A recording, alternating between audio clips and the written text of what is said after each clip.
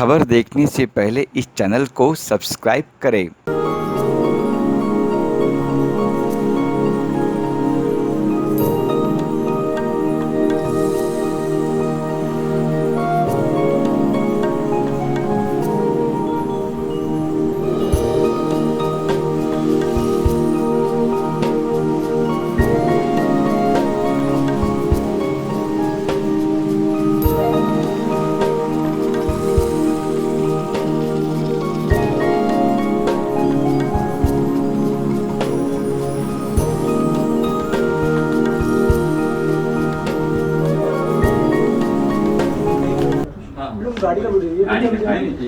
नहीं, उसका मैं वाइट दिखा रही ना, तो उसने कबूला कि इतना पेमेंट देना है। ये उन्होंने अपने मुंह से बोला है वीडियो में कि मुझे 24 जनवरी 2022 का है।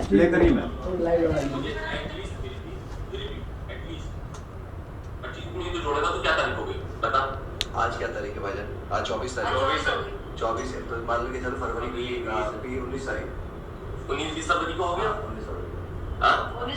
19 तारीख हो गया ना। 7 और 26 दिन हो जाते हैं। 18 को पेमेंट आ जानी चाहिए। 18 फरवरी 20 तारीख देती हूँ। चलो 20 तारीख 20 फरवरी हो गया। 26 दिन 27 दिन महीना भर ही हो गया ना।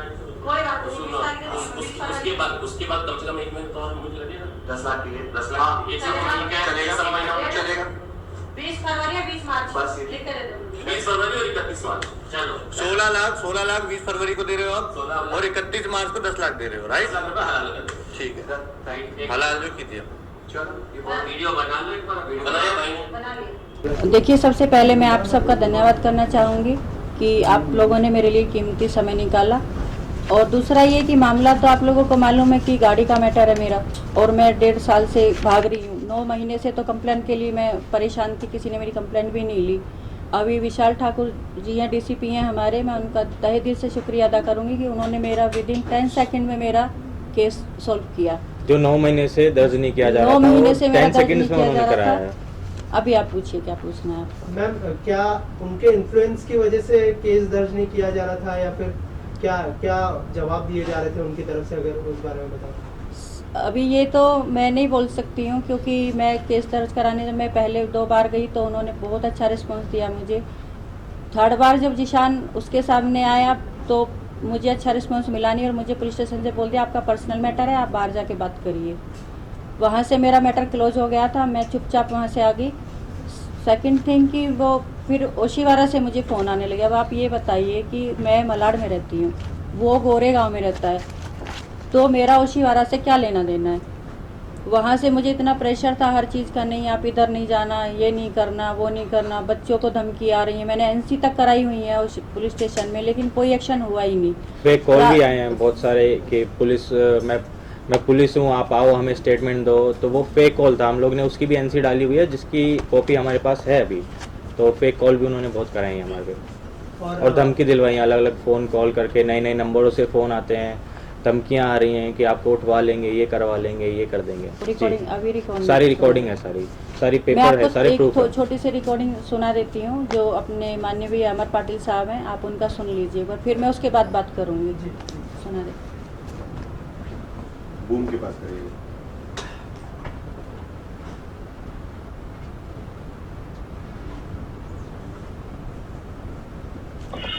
हेलो, हाँ सर बोलिए, शालिनी बोल रही हूँ। और मैडम उनके घर में कौन समीर और कौन गए थे फिर? किसके घर हेलो, में? तुम्हारा नाम क्या भाई?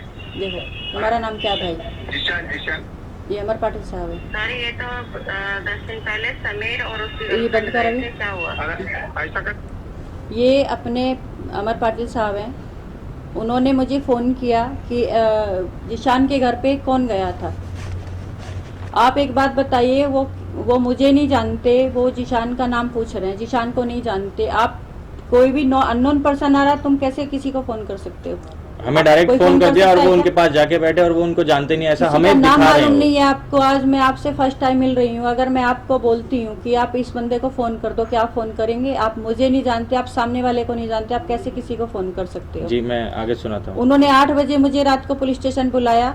8 बजे बोलते जिशान मेरे पास बैठा। मैंने बोला सर इसका मैटर ख़त्म करो, मुझे लफड़ा नहीं चाहिए। अगर जिशान आपके पास आया तो ये मैटर यहीं ख़त्म कर दो। उन्होंने क्या बोला कि ठीक है आप आ जाओ। 8 बजे रात को मुझे पुलिस स्टेशन बुलाया और मैं जैसे ही वहाँ गई उन्होंने उसको निकाल दिया वहाँ से। जबकि लेडीज को तो आप इतना लेट बताइए बुलाते क्या नहीं है, और अगर बुलाते तो कुछ बड़ा उन्होंने जुर्म किया होगा तो इसलिए बुलाते हैं। अगर नॉर्मली ऐसे लेडीज को 8 बजे के बाद बुलाते नहीं, ये रूल है, वो सबको मालूम है हम लोग को। अभी इसमें आप बताइए। अभी हैरेसमेंट नहीं है तो क्या है, आप ही सोच सकते हैं। I am Better. Single mother, मेरे 2 बच्चों के साथ मैं यहाँ पे रहती हूँ। कल मेरे बच्चों के साथ या मेरे साथ कुछ होता है तो फिर मैं क्या करूँगी? इसको मेरे जिम्मेदार बच्चों कौन से या होगा? मेरी जान से बढ़ के तो मेरे लिए गाड़ी नहीं है ना। राइट। और मैम अगर गाड़ी की बात करें तो कब वो लेके गए थे, और कहा जा रहा है कि उन्होंने पैसे भी ऑफर किए थे 13 लाख रुपए, ऐसा नहीं। कहना है उनका, अगर कुछ कहना चाहें नहीं तो नहीं क्या? नहीं, कुछ ऑफर नहीं था। ये गाड़ी 2021 को 22 जून को लेके गया था मेरे से चैनल की मीटिंग के लिए। मेरे पास सारे एविडेंस है चैनल ये की। हैं चेक जो उन्होंने दिए हैं, ये 19 लाख रुपए के चेक है। ये नोट 19 लाख रुपए के चेक हैं। और इनमें जब हम लोग ने चेक कराया, एक तो सेल्फ चेक है जो कि जो अकाउंट होल्डर है वही उसमें से पेमेंट विड्रॉ कर सकता है। दूसरा, उन्होंने किसी दूसरे अकाउंट का दिया जिस अकाउंट में हम कभी पेमेंट लेते नहीं है।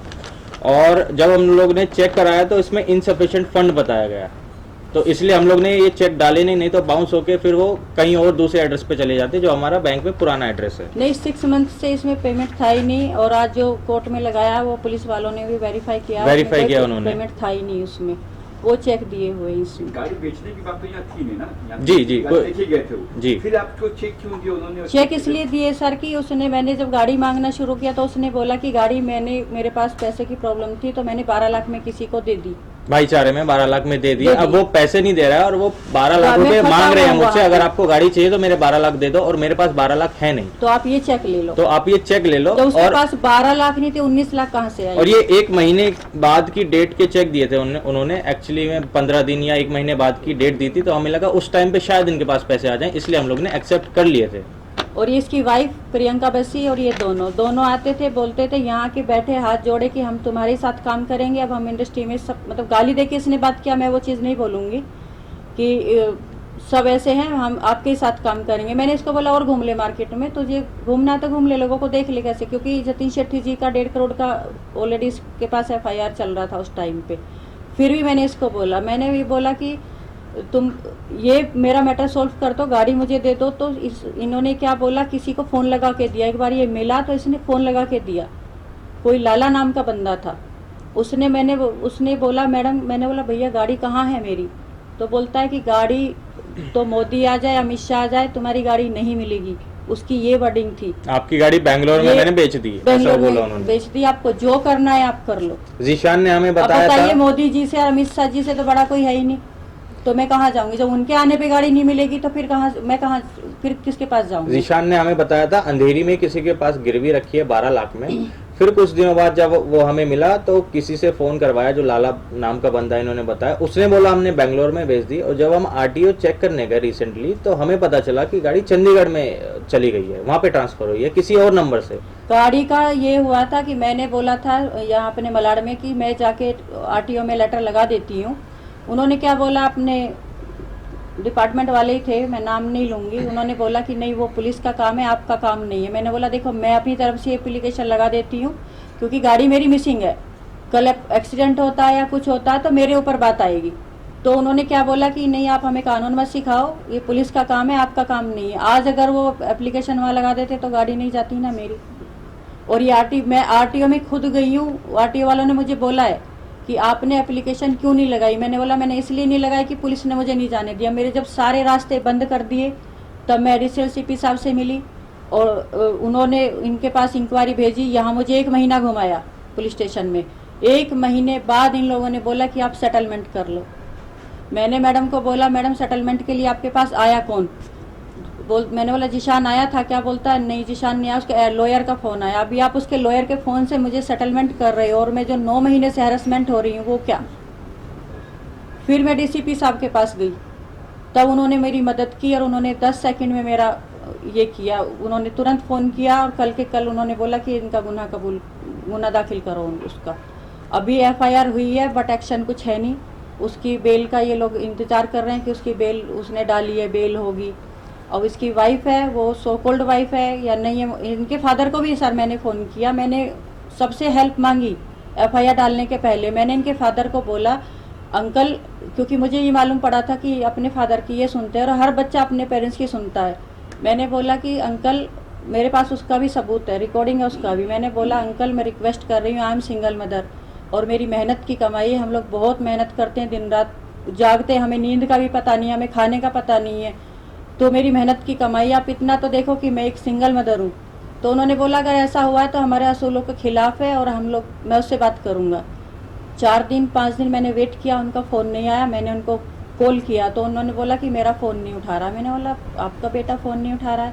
मैंने बोला कोई बात नहीं अंकल, बात हो जाए तो आप मुझे बता देना। बोलते फिर मैंने 4 दिन बाद कॉल किया, बोलता नहीं मेरा फ़ोन नहीं उठा रहा है। मैंने बोला अंकल फ़ोन नहीं उठा रहा तो उसकी वाइफ को कॉल कर लो। तो बोलते अरे उसका शादी नहीं हुआ है, तुम क्या वाइफ बोलती हो। वो चिल्ला के फ़ोन रख दिया। अभी वो वाइफ है या क्या है आई डोंट नो, मुझे नहीं पता। अब आपका क्या मांग है, क्या मेरा यही मांग है कि मैं 9 महीने से हैरेसमेंट हुई हूँ। 9 महीने मैंने पुलिस स्टेशन के, मेरा सारा काम छूटा है, पुलिस स्टेशन के चक्कर काटे। बस मैं जिन्होंने मेरे साथ गलत किया है मैं उस चीज़ का न्याय मांगती हूँ। बस मैं डीसीपी साहब से, एडिशनल सीपी साहब से, कमिश्नर साहब से मैं यही मांग करूँगी कि मुझे न्याय मिले और मेरी गाड़ी वापस मिले, मुझे और कुछ नहीं चाहिए। हमें पेमेंट नहीं चाहिए, कुछ नहीं चाहिए। एक 1.5 साल पहले हमने गाड़ी दी थी जो उस टाइम पे 22 लाख की थी। अगर अब 19 लाख की 18 लाख की भी होगी हमें कोई टेंशन नहीं है, हम वो कर लेंगे फॉरफिट। बट अभी हमें हमारी सिर्फ कार चाहिए और कुछ नहीं चाहिए। ये लोग हमें अलग अलग लोग से फ़ोन कराते हैं, अलग अलग अप्रोच करते हैं कि इनको बोलो सेटलमेंट कर लो, सेटलमेंट कर लो, सेटलमेंट कर लो, लेकिन हमें सिर्फ कार चाहिए। अगर सेटलमेंट करना है तो हमें हमारी कार दे दो, हमें कोई इशू नहीं है किसी से, ना हमें कभी FIR डालनी थी, ना हमें कुछ करना है, हमें सिर्फ कार चाहिए। हमारी कार ली थी आपने, आप वापस दे दो, सिंपल। डीसीपी साहब के पास तो मैं इसलिए गई ना क्योंकि मुझे और मेरे बच्चों को मारने की धमकी दी जा रही थी। मैंने बहुत परेशानी में अपने बच्चे पाले। मैं 4 जोड़ी कपड़े लेके मुंबई में आई थी और हम लोगों ने मेहनत कर करके, लाइजनिंग कर करके, ये सब कर करके अपना बनाया है सब कुछ। अगर आज मेरे बच्चे ही नहीं रहेंगे तो मैं क्या करूँगी। मेरे बच्चों से बढ़ के तो मेरे लिए कुछ भी नहीं है ना।